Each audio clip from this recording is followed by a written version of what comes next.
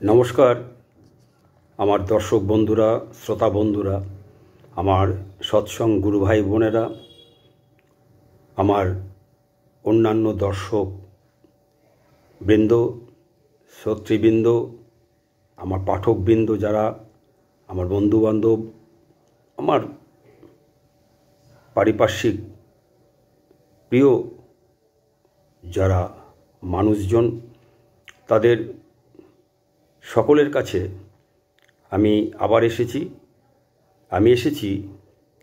আপনাদের এর আগের যে ভিডিও আমি করেছিলাম, আপনাদের বলেছিলাম যে আমি পরবর্তী ভিডিওতে আসবো এই একই বিষয় নিয়ে। সেই একই বিষয় নিয়ে আমি আবার আপনাদের সামনে এসেছি। তো আপনারা জানেন যে এর আগে যে ভিডিওটা করেছিলাম সেটা ছিল শ্রী ঠাকুর অনুকূলচন্দ্র সম্পর্কে সনাতনী গোপীনাথ দাস ব্রহ্মচারী ইউটিউবে হরিকথা চ্যানেলে অনুকূল ঠাকুরের মত সনাতন ধর্মের সাথে কোনো মিল নাই। গোপীনাথ দাস ভাগবত পাঠ হরিকথা এই নামে একটা ভিডিওতে গোপীনাথ দাস ব্রহ্মচারী শ্রী ঠাকুর অনুকূলচন্দ্রকে তীব্রভাবে আক্রমণ করেছেন। সে বিষয়ে আমি আপনাদের সামনে প্রথম পর্বে তিনি কি বলেছেন তা সামান্য তুলে ধরেছিলাম। আজ আমি দ্বিতীয় পর্বে এসেছি তার বলা বাকি বিষয় সম্পর্কে বলতে।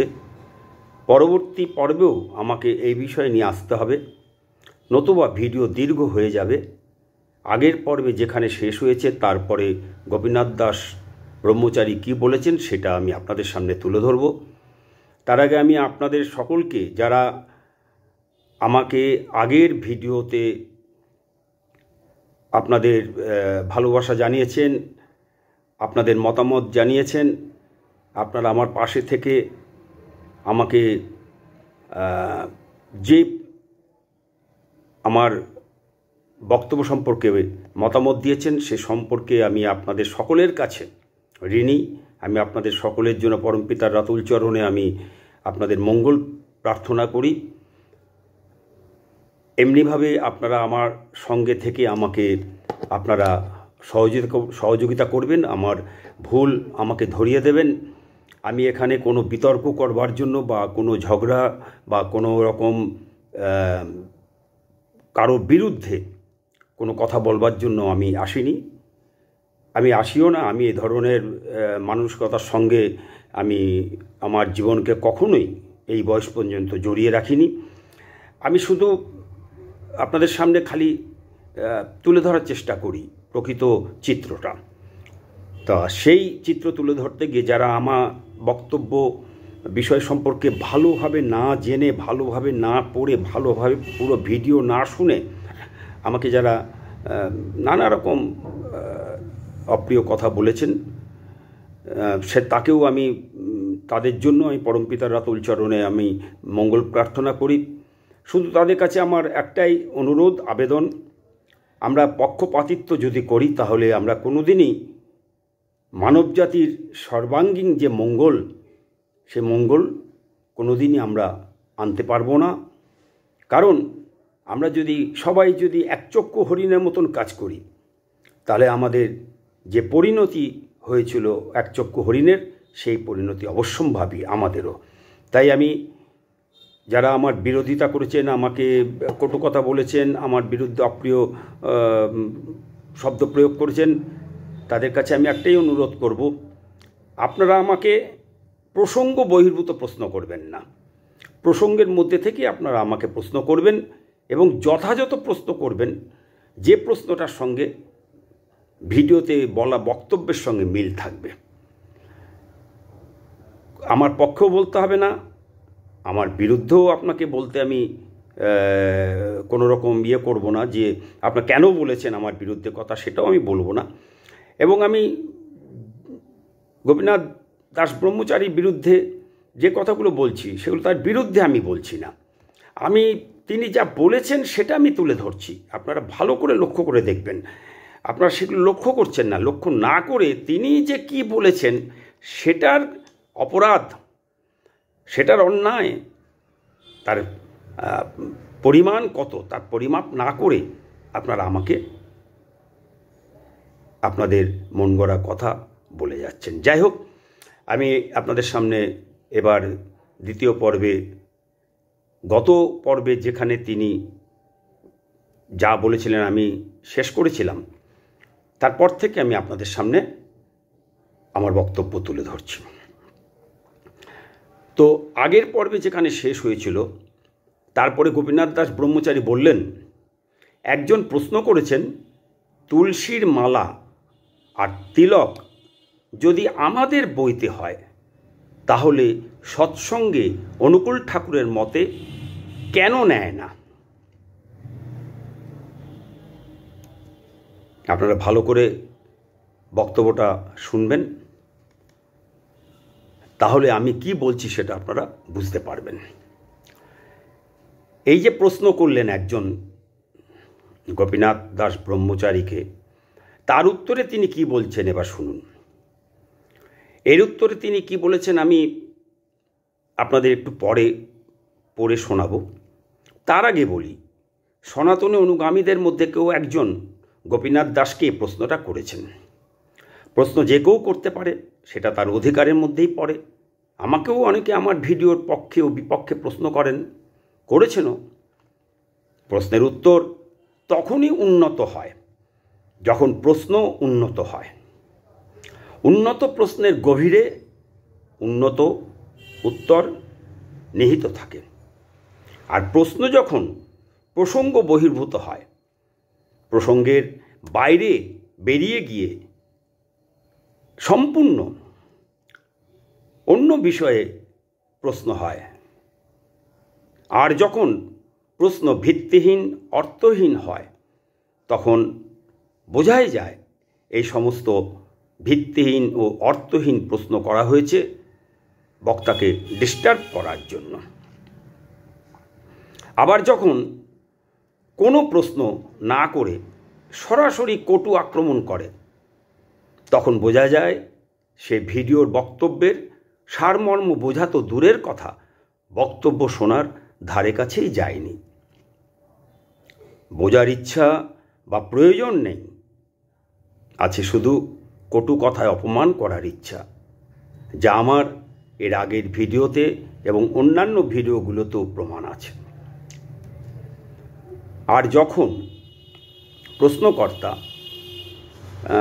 সঙ্গত এক প্রশ্ন করে আর সুকৌশলে কথা টুইস্ট করে অন্য আর এক উত্তর হয়, কিংবা হয় সম্পূর্ণ বিপরীত উত্তর, তখন বোঝা যায় উত্তরদাতা প্রশ্নকর্তার প্রশ্নের সঙ্গত উত্তর দিতে অপারগ। ঠিক এমনটি হয়েছে গোপীনাথ দাস ব্রহ্মচারী ও তার প্রশ্নকর্তার বেলায়। গোপীনাথ দাস দাদাকে কোনো এক প্রশ্নকর্তা প্রশ্ন করেছিলেন, যদিও কোনো প্রশ্নকর্তা সামনাসামনি তাকে কোনো প্রশ্ন করেননি, ভিডিওতে সেটা দেখা যায়নি। তার হাতে একটা, গোপীনাথ দাস ব্রহ্মচারীর হাতে একটা কাগজ ছিল, হাতের একটা কাগজে প্রশ্ন লেখা ছিল। এরকমই একটা কাগজ হাতে নিয়ে নাড়াচাড়া করছিলেন তিনি, এবং সেই হাতে কাগজটা নিয়ে গোপীনাথ দাস দাদা বলেছিলেন তার ভিডিওতে। তা প্রশ্নটা কী ছিল? যে প্রশ্নটা গোপীনাথ দাস দাদা কাগজটা নেড়ে চেড়ে দেখে বলছিলেন, সেই প্রশ্নটা হলো, আবার বলছি, তুলসীর মালা আর তিলক যদি আমাদের বইতে হয় তাহলে সৎসঙ্গে অনুকূল ঠাকুরের মতে কেন নেয় না? আর এই প্রশ্ন যিনি করেছেন, তার প্রশ্নের মধ্যে কোনো অসভ্য ও আপত্তিজনক কিচ্ছু নেই। প্রশ্নকর্তার মনে হয়েছে তাদের বৈষ্ণব মতে যে তুলসীমালা আর তিলক ধারণ বাধ্যতামূলক, সেখানে সৎসঙ্গে তার বিপরীত, তাই তিনি সঙ্গত প্রশ্নই করেছেন তাকে। গোপীনাথ দাস ব্রহ্মচারীকে, অর্থাৎ যিনি তাদের পরিচালক। এরকম প্রশ্ন হতেই পারে, কিন্তু যিনি উত্তরদাতা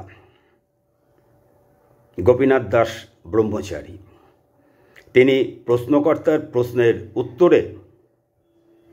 উত্তর দিচ্ছেন অত্যন্ত অশালীন ও অধ্যত্ত ভঙ্গিতে।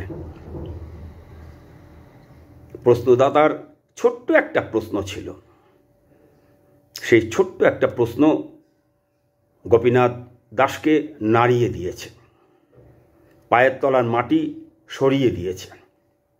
তার সনাতনী সাজগোজের আড়ালে যে কৃষ্ণ ভক্তির কপটতা ভণ্ডামি লুকিয়ে রয়েছে তা বেরিয়ে পড়েছে। তিনি যে তুলসীমালা আর তিলকে সাজা সাধু, অন্তরে যে কপট কৃষ্ণ ভক্তি রয়েছে, তাই তিনি নিজেই নিজের কথায় প্রকাশ করেছেন। তিনি যে উত্তর দিয়েছেন তাতে কি প্রশ্নকর্তা তার যুক্তিসঙ্গত প্রকৃত উত্তর পেয়েছেন?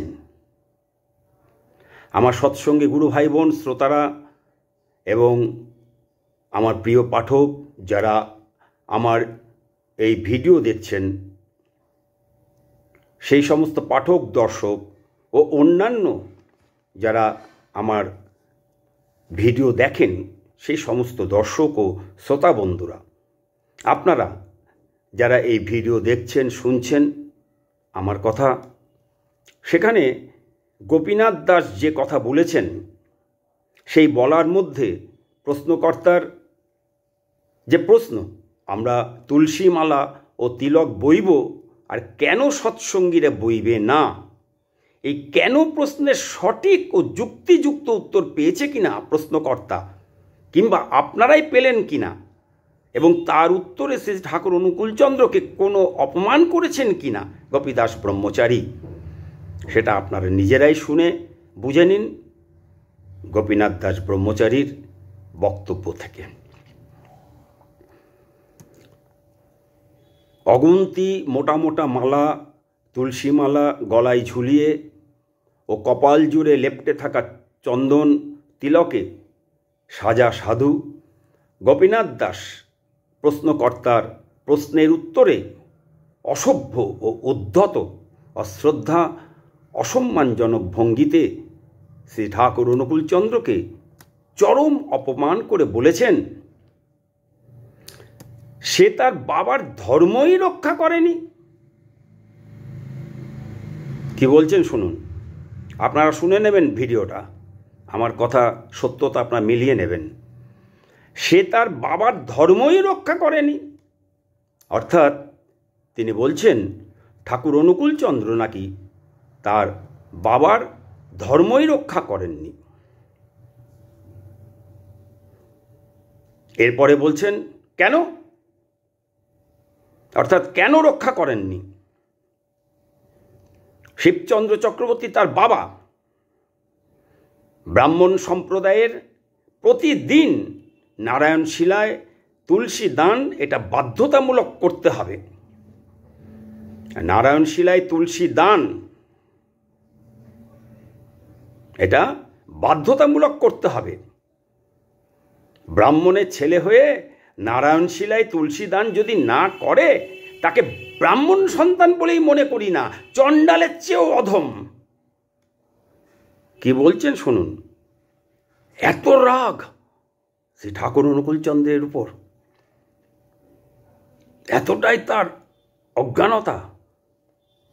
হ্যাঁ, সারা বিশ্ব জুড়ে এমন কোনো দেশ নেই, সারা বিশ্বের সমস্ত ধর্ম সম্প্রদায়ের, সমস্ত জাতের মানুষ, সমস্ত ভারতবর্ষের প্রতিটি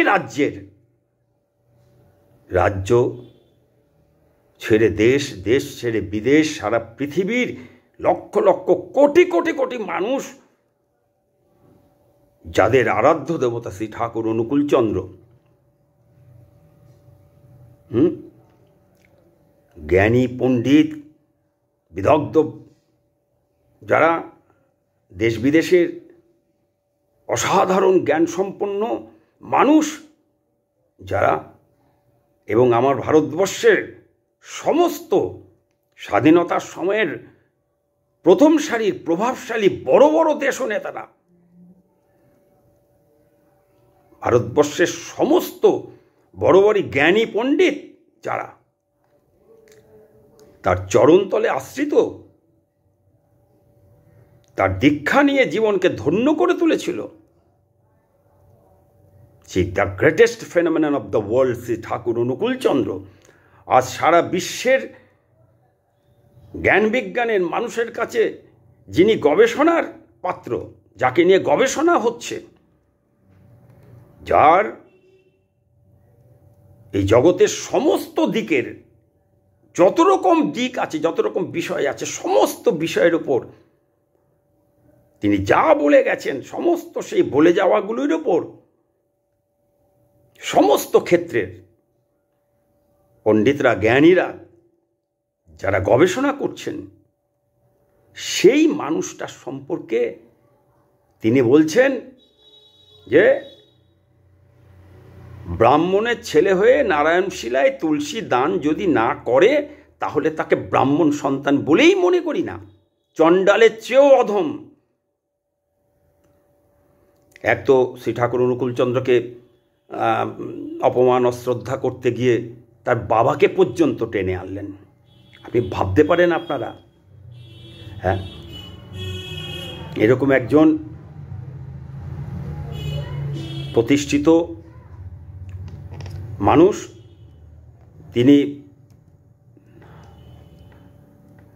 যিনি সনাতনী আন্দোলনের নেতৃত্ব দিচ্ছেন, তিনি কোটি কোটি শিষ্যের যিনি আরাধ্য দেবতা, সেই মানুষটা সম্পর্কে বলছেন তাকে ব্রাহ্মণ সন্তান বলেই মনে করি না, চণ্ডালের চেয়েও অধম। আপনারা যারা শুনছেন তারা আমার সনাতনী ভাইয়েরা, সৎসঙ্গী গুরু ভাই বোনেরা, অন্যান্য দর্শক ও শ্রোতারা, আপনারা কি যিনি গোপীনাথ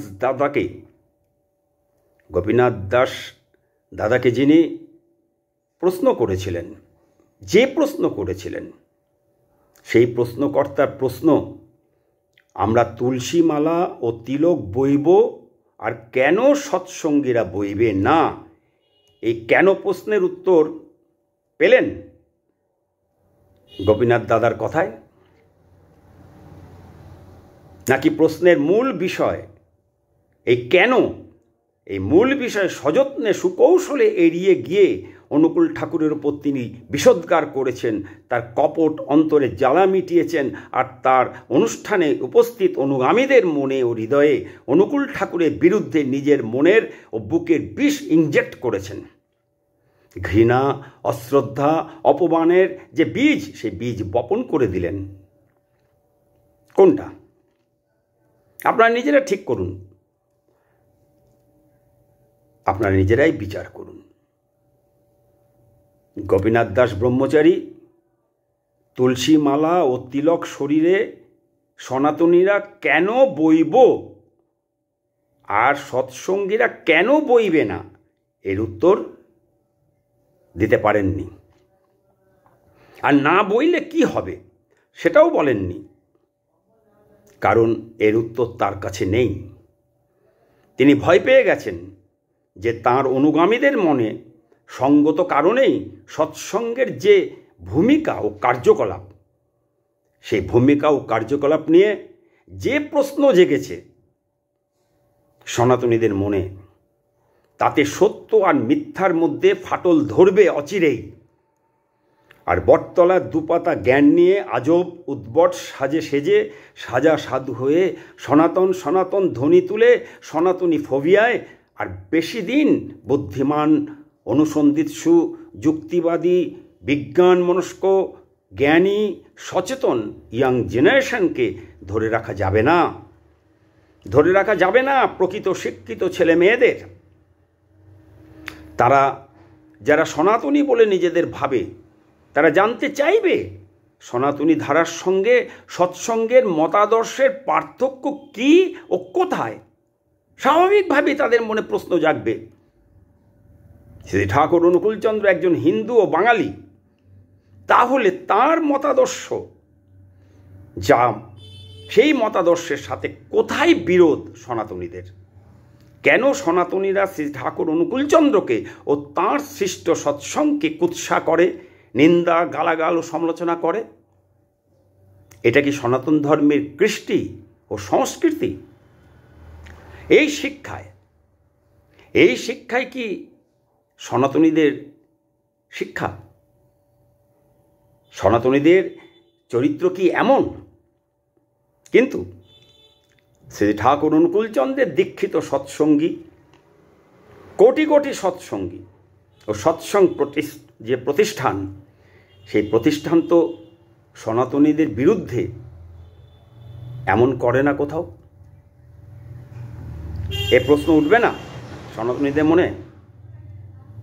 সবাইকে বেকুব মনে করেন গোপীনাথ দাস ব্রহ্মচারী? হ্যাঁ, এ প্রশ্ন উঠবে ও উঠতে শুরু করেছে।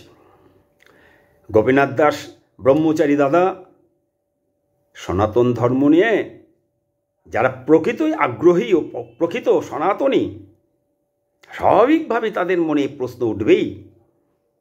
আপনি তাদের প্রশ্ন থেকে সরে গিয়ে প্রসঙ্গ বদলে দিয়ে, কথা টুইস্ট করে, উদরপিণ্ডি বুদর ঘাড়ে চাপিয়ে দিয়ে শ্রী ঠাকুর অনুকূলচন্দ্র তার সৎসঙ্গ প্রতিষ্ঠানের প্রতি আক্রমণ দ্বিগুণ বাড়িয়ে দিয়ে offence is the best defence theory কাজে লাগিয়ে ইয়াং জেনারেশনকে খেপিয়ে দিয়ে সত্যকে চাপা দিতে পারবেন? সত্যকে চাপা দেওয়া যায়? সূর্যকে কি অন্ধকার ঢেকে রাখতে পারে? আগুনকে কি ছাই দিয়ে চাপা দিতে পারা যায়? ওই যে আগের ভিডিওতে বললাম, শ্রী ঠাকুর অনুকূলচন্দ্র বললেন, এবার এলাম, এসে একেবারে হাটে হাড়ি ভেঙে দিয়ে গেলাম। This time I came and broke the pots in the market. Do you understand the underlying meaning of breaking pots in this market? You can wait. এই যে হাটে হাড়ি ভাঙা, এই হাটে হাড়ি ভাঙার অন্তর্নিহিত অর্থ বুঝতে পারছেন? অপেক্ষা করুন, পারবেন। এমনিতেই আপনার বডি ল্যাঙ্গুয়েজ ও শরীরী ভাষা বলে দেয় আপনি কিছুটা আঁচ পেয়েছেন। যাই হোক, ওই যে গোপীনাথ দাস ব্রহ্মচারী বললেন, একজন প্রশ্ন করেছেন, তুলসীর মালা আর তিলক যদি আমাদের বইতে হয় তাহলে সৎসঙ্গে অনুকূল ঠাকুরের মতে কেন নেয় না? আসলে এটাও হতে পারে প্রশ্নকর্তা আদৌ কেউ ছিল না। শ্রী ঠাকুর অনুকূলচন্দ্রকে আক্রমণ করার জন্য একটা ইস্যু চায়, একটা বিষয় চায়। সেই জন্য আক্রমণ করার জন্য এক প্রশ্নকর্তার প্রশ্ন আছে বলে একটা কাগজ নাড়িয়ে প্রশ্নের আকারে বিষয়টাকে সামনে এনে নিজের মনের ভেতরের ক্ষোভকে প্রকাশ করার একটা কৌশল ছিল মাত্র। তাই আমার জিজ্ঞেস করতে ইচ্ছে করে, এই যে শ্রী ঠাকুর অনুকূলচন্দ্রের বিরুদ্ধে এই এক শ্রেণীর সনাতনী নিজেদের পরিচয় দিয়ে শ্রী ঠাকুর অনুকূলচন্দ্রকে আক্রমণ করেন, ঘৃণা, কুৎসা, মানে নিন্দা, সমালোচনা এসব করে করে মানুষের মনে যে বিষ ঢুকিয়ে দেওয়ার যে কাজগুলো করছেন, কেন? তাতে কি তারা মনে করছেন সফল হবেন? নাকি কেউ সফল হয়েছে কোনোদিন? তিনি যতবার এসেছেন তার বিরুদ্ধে যে চক্রান্ত হয়েছে, রাম, কৃষ্ণ, বুদ্ধ, যিশু, হজরত মোহাম্মদ, চৈতন্য মহাপ্রভু, ঠাকুর রামকৃষ্ণ, যতবার তিনি এসেছেন এর আগে, ঠাকুর অনুকূলচন্দ্র এর আগে যতবার এসেছেন ততবার নানা রকম তার বিরুদ্ধে চক্রান্ত হয়েছিল, ষড়যন্ত্র হয়েছিল। তাকে মারার, তাকে খতম করার, তার বিরুদ্ধে তার যে বিং অ্যান্ড বিকামিংয়ের যে মুভমেন্ট, মরো না মেরো না পারো তো মৃত্যুকে অবলুপ্ত করো, এবার এসে তিনি বললেন এই যে মুভমেন্ট, এই মুভমেন্টকে কেউ আটকাতে পেরেছিল?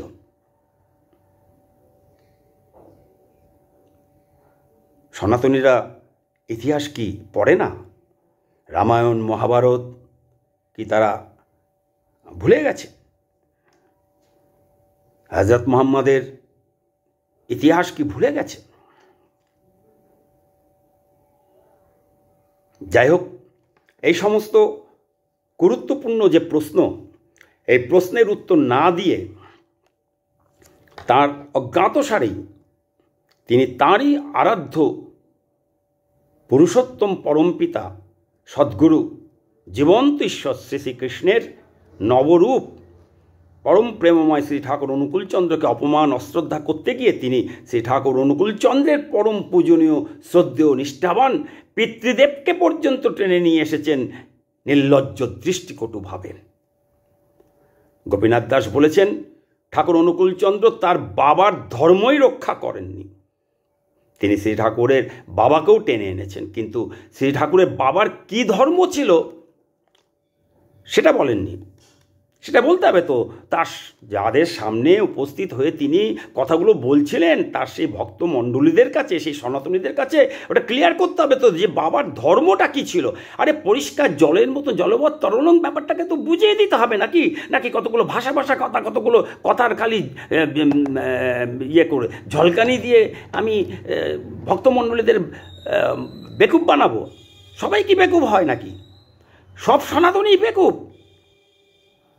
আর তারা যারা সামনে বসে থাকে নানা রকম গেরুয়া পোশাক পরে, নানা রকম চন্দনে তিলকে সারা শরীরে মেখে টেকে নানা রকমভাবে মালা টালা গলায় ঝুলিয়ে টুলিয়ে তারা যারা বসে থাকেন তারা সবাই চালাক, আর বাকি সামনে যারা বসে বসে শোনেন ভারতবর্ষ, হ্যাঁ, সনাতনী ভারতবর্ষের সমস্ত সনাতনীরাই মূর্খ বেকুব।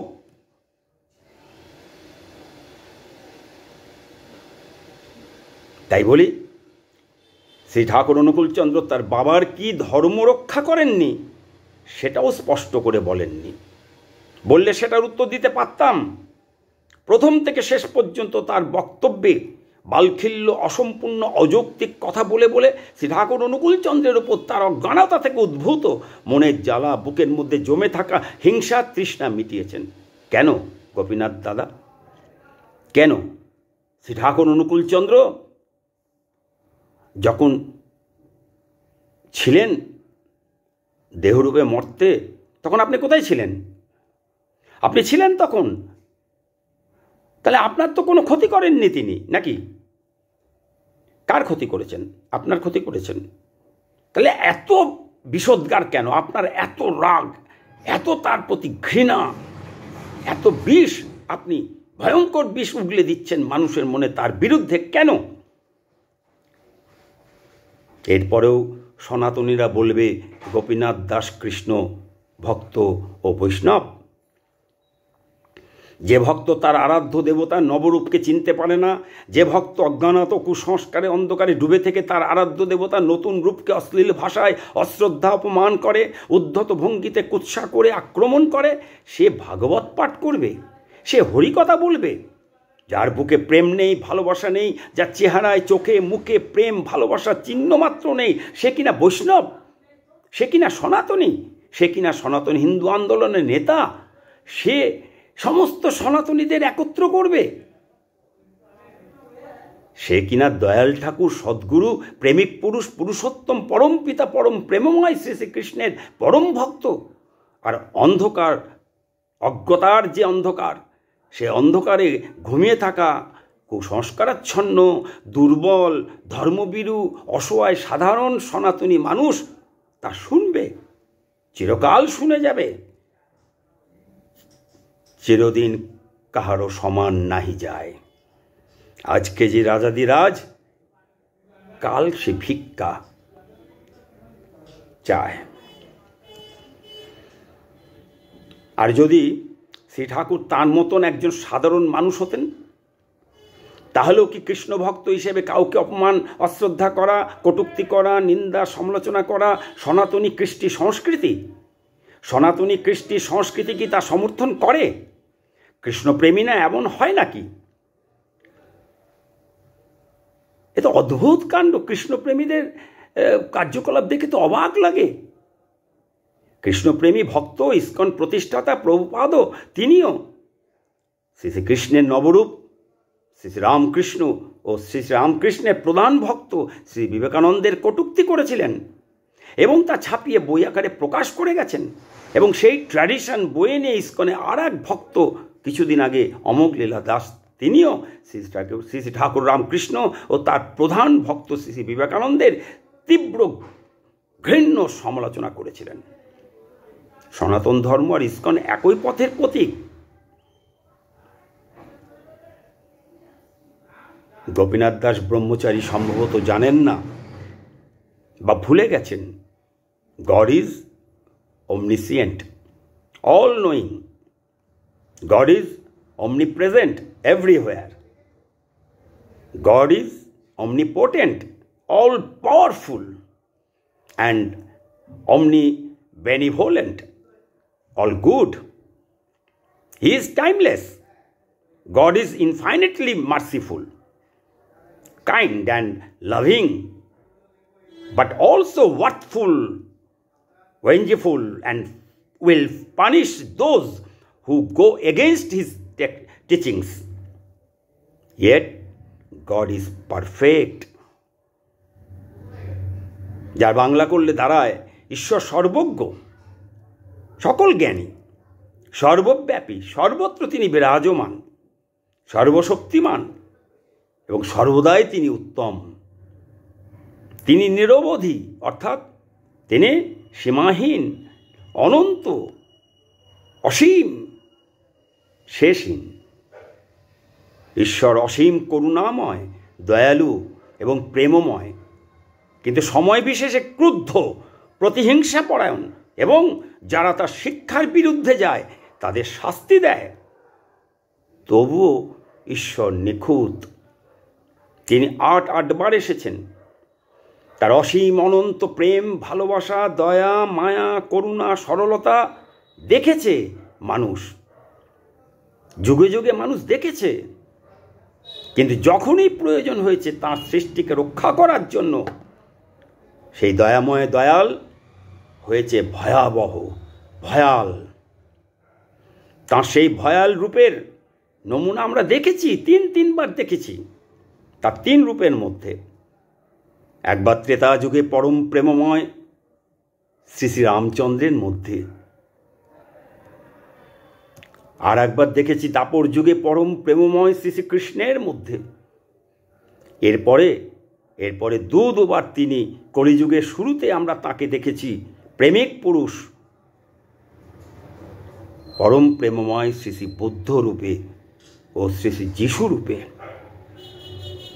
মানুষের মধ্যে প্রেম ভালোবাসা জাগাবার জন্য তারা কলিযুগে আবির্ভূত হন, মানুষকে কাম, ক্রোধ, লোভ, মোহ, মদ, মাৎসর্যের হাত থেকে রক্ষা করতে।